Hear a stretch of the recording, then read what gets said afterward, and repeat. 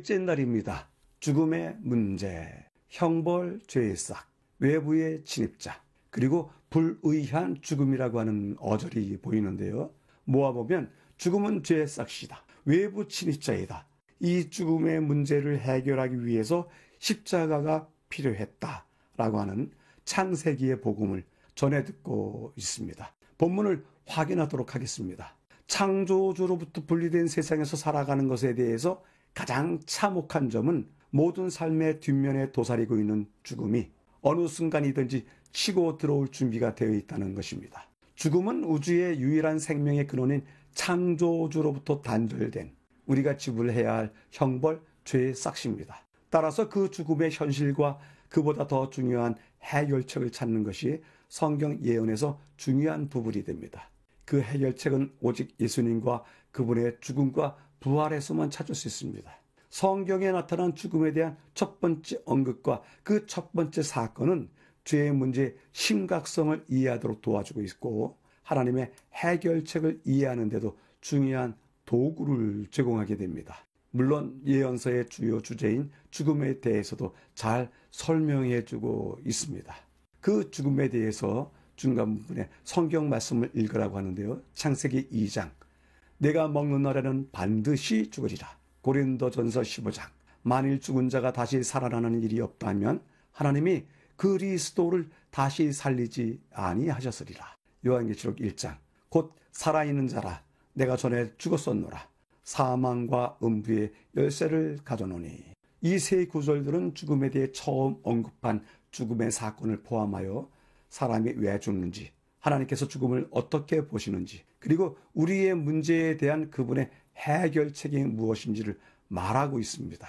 사람들은 종종 죽음도 삶의 일부분이라고 말하지만 거짓말입니다. 죽음은 생명과 상과 정반대이고 삶을 파괴하는 것입니다. 죽음은 이 땅에서 우리가 경험할 필요도 없었던 의도치 않았던 외부의 침입자입니다. 죽음이 우리에게 매우 익숙한 것임에도 불구하고 인류 전체는 여전히 죽음에 근본적인 문제가 있다는 것을 모두 깨닫고 있습니다. 또한 죽음에 직면할 때면 우리의 마음은 그것에 여전히 강하게 저항하게 됩니다. 특별히 모든 죽음이 고통스럽지만 아이의 죽음과 같이 보다 더 비극적으로 느껴지는 것은 없습니다. 대부분의 경우 우리는 부모가 자녀보다 먼저 죽음을 맞이할 것으로 여기며 이를 당연한 만물의 순리처럼 받아들입니다. 그러나 세 번째 부분에서는 조금 다른 이야기를 합니다. 성경에 기록된 첫 번째 죽음은 이러한 예상을 완전히 깨트리고 있는데요.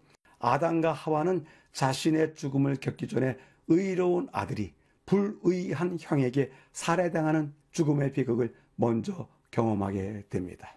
이 죽음의 비극은 하나님께서 아담과 하와에게 선포하셨던 죽을 것에 대한 그 죽음이 어떤 것인지 아담과 하와로 하여금 경험하게 하는, 맛보게 하는 죽음이었습니다. 그들이 그의 자손들보다도 먼저 죽는다면 그들 아담과 하와는 죽음이 어떤 것인지 알지 못했을 것입니다. 그들의 반역이 어떤 결과를 가져오는 것인지 알지 못했을 것입니다. 그러나 형에 의해서 죽은 동생의 굳어진 몸을 끌어안고 슬퍼했을 아담과 하와는 죽음이 어떤 것이라는 것을 실제로 느껴보고 그들이 저질렀던 범죄에 대해서 철저하게 죽음의 맛을 경험했을 것입니다. 아벨의 죽음은 불의한 죽음이었습니다. 아벨이 그랬던 것처럼 불의한 자에게 죽임당하신 의로우신 예수님을 생각해 보십시오. 그리스도의 죽음보다 더 불공정한 죽음이 어디 있겠습니까? 아벨의 죽음과 그리스도의 십자가의 죽음 사이에 또 어떤 유사점을 찾을 수 있는데요. 아벨의 죽음의 본질은 예수님께서 왜 사망과 음부의 열쇠를 가지고 계신지, 그리고 하나님께서 그분 안에서 우리에게 무엇을 주시는지 이해하는데 많은 도움을 줍니다. 교훈은 다음과 같이 전합니다. 하나님께서 제정하신 이 희생제물은 아담에게 그의 죄를 항상 기억나게 하고 또한 자기의 죄를 뉘우치며 이를 시인하게 할 것이었다. 생명을 끊는 이 행위는 아담에게 하나님의 사랑하시는 아들의 죽음 외에는 다른 아무 것으로도 속죄할 수 없는 그의 범죄에 대하여 더욱 깊고 더욱 완전한 깨달음을 주었다.